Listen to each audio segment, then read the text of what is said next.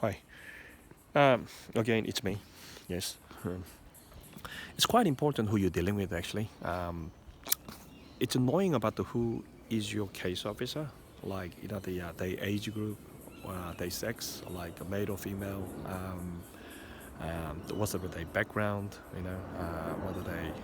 whether they have the law background or maybe they're just graduate student actually.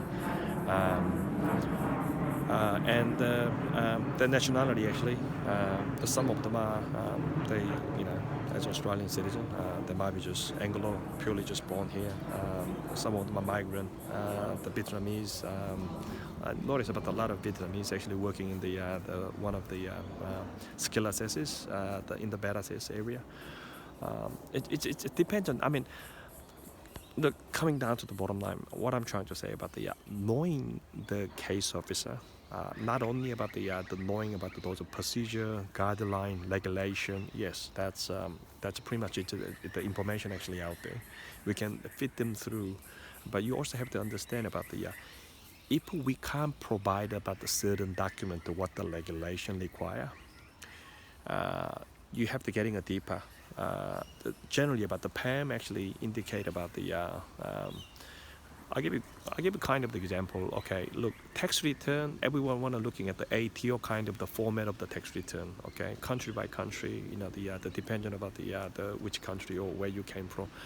Not everyone does have the same format as Australia wise. Um, Instead of the format A, you have to convince the sometime case officer, that is a format B, C, or something else, but it's quite equivalent to the format A, and you got to be able to address um, those the regulation or PAM or the those guidelines to make sure convince the case officer be able to make a decision on your side.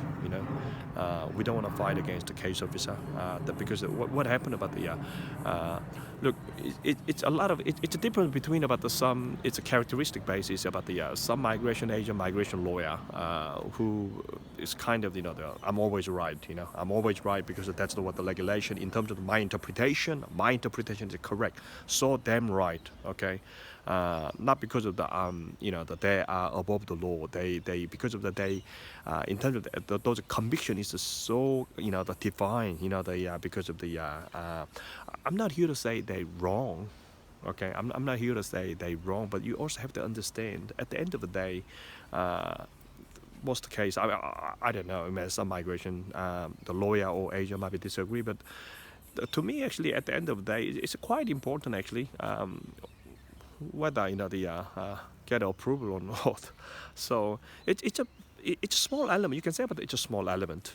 Those about the human element, maybe 2%, 5%, or maybe under the 10%. But it came, down to the bottom line. It actually, it really triggers about the decision. You have to understand about that. There is just so much and so many application actually every day. The case officer have to deal with it. That there is a quota. A certain number has to be dropped off. The quota, which means about that is the pass mark has to be limited. Okay. Particularly with the let's say about something the skill assessor, skill assessment for the skill assessor, or maybe even the RCB the dependent location where they are. Not everyone does have the same background. You also have to understand. Not everyone understand about the like for example like the international the trade agreement the regulation wise about the LMT labor market testing all that requirement. It's how does it like even exemption wise the those some of them are like duration is very tricky like the looking about the TSS we talk about something 4 weeks period the 28 days the before I mean they're not even count about the anything even prior to the 4 months the has to be about the certain time period at the time of the submitting the application from that moment you only the counterclockwise they're going backward about only 4 months within 4 months of period in the certain period the 4 weeks plus the 444 all that and also but it doesn't applicable though the same LMT doesn't applicable to the it's next level which is ENS the or ISMS again about the ISMS you think it has been disappeared but under the 457 grandfathering still available and they're still applicable so it's not really disappear just keep extra tip about those, training benchmark. It's just still obligable, for anyone who actually committed with the SBS current status. Look, coming back to bottom line, look, it's the understanding, the having about the better understanding about your case officer, not only those service of the regulation, all that thing. It's really helping for getting you increase about your chance to get approval for your cases. Nice and gap friendly. Remember, there is a human factor always. Always there is a human factor. Even be nice to about the case officer. They can even just give us notice kind of before they make about the decision. They kindly about the indicate about that this is my concern. Would you be able to explain to me about what's happening?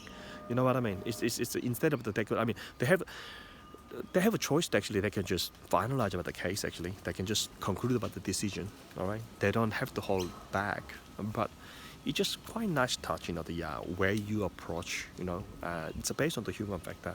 What goes around comes around. Don't forget that, okay? But again, there is a lot of in this industry about the people who the migration lawyer, migration solicitor, migration, the agent. It's because of the full of a conviction. Nothing's wrong with it actually, but in terms of the attitude, yes, you might be right, but you have to think about it whether you're gonna choose about because of your righteousness, because you are so right, and they are so wrong. Who's the case officer?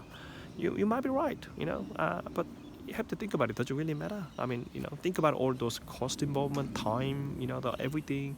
I mean, yes, you're right, but sometimes can't we just the bend a little bit, like nice and friendly, or also even just more likely focus on the document wise when you put everything together.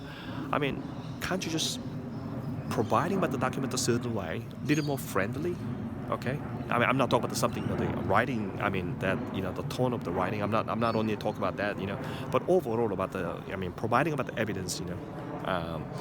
There is so many different ways, and then you can just aiming right way. Then it make the process a much friendly, much easier to get approval instead of the hard way. Something that you have to just fight over and over. Most of them are actually what I noticed was about the some cases are really, really doesn't really care actually. It's just you have a choice between the appeal or here's the the conclusion. If you want to challenge my decision, please by all the means. They just attitude wise, but they really don't care. You have to understand, as long as what they concern most, you also have to understand what they concern most. It's auditing. They do care most about the auditing. That's the matters. Okay, those the document has to be in the place. Say under the policy, those the guideline.